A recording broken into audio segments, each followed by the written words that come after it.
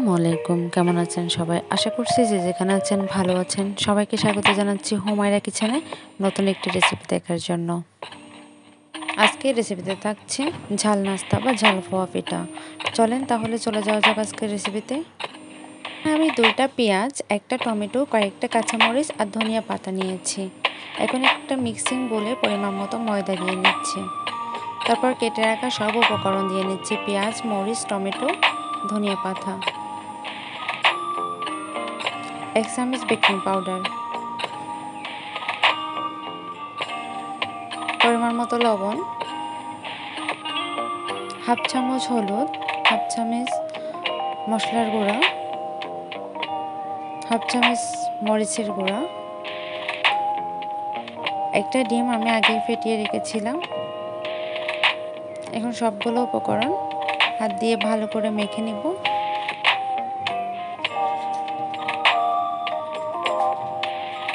সমস্ত উপকরণ ভালো করে হাত দিয়ে মিক্স করে নিচ্ছি। এখন একটু একটু করে পানি দিয়ে একটা ব্যাটার তৈরি করে নিতে হবে।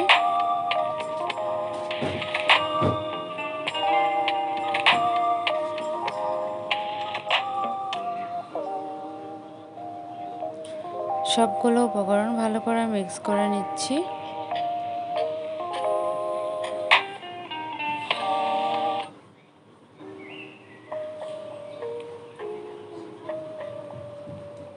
চুলায় একটা কড়াই বসিয়ে দিয়ে ছোট ছোট করে দিয়ে নিব।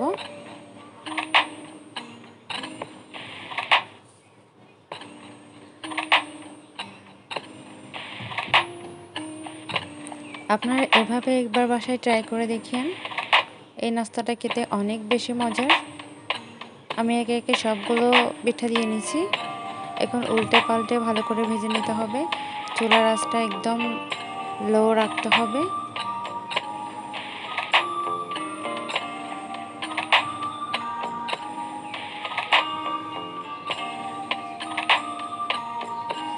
এভাবে ভালো করে উল্টে পাল্টে লাল লাল করে ভেজে নিতে হবে। যতক্ষণ না ব্রাউন কালার আসতেছে ততক্ষণ ভালো করে ভেজে নিতে হবে।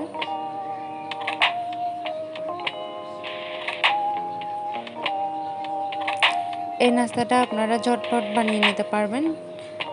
হঠাৎ গেস্ট আসলেও এই নাস্তাটা আপনারা ঝটপট 10 মিনিটে বানিয়ে নিতে পারবেন। সকাল বিকাল নাস্তায় বা বাচ্চাদের টিফিনে দিতে পারবেন। এই নাস্তাটা অনেক বেশি মজার, ছোট বড় সবাই পছন্দ করে।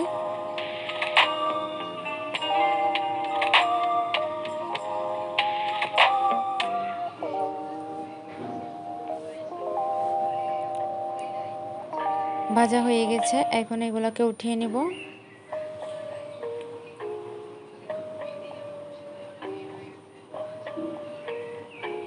আমি সবগুলো পিঠা এভাবে ভেজে নিয়েছি।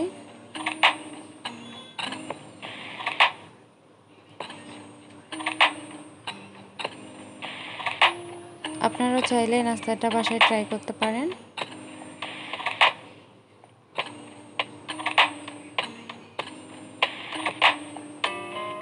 আমি একটা পিঠা ভেঙে দেখাচ্ছি, দেখেন কতটা মুচমুচে হয়েছে।